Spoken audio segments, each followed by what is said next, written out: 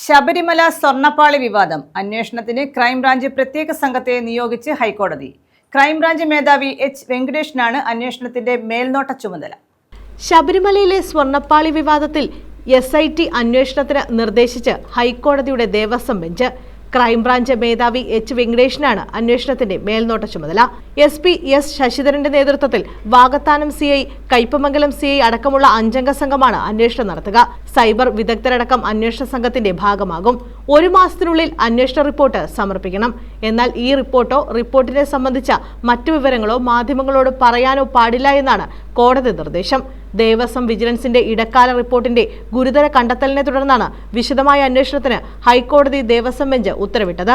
സ്വർണ്ണപ്പാളി വിവാദത്തിൽ ഏതെങ്കിലും തരത്തിലുള്ള ഉദ്യോഗസ്ഥ ഗൂഢാലോചന നടന്നിട്ടുണ്ടോ എന്നും മറ്റേതൊക്കെ തരത്തിലുള്ള ഇടപെടലുകളാണ് ഉണ്ടായിട്ടുള്ളത് എന്ന് അടക്കമുള്ള കാര്യങ്ങൾ അന്വേഷണ പരിധിയിൽ വരുമെന്നും കോടതി വ്യക്തമാക്കി.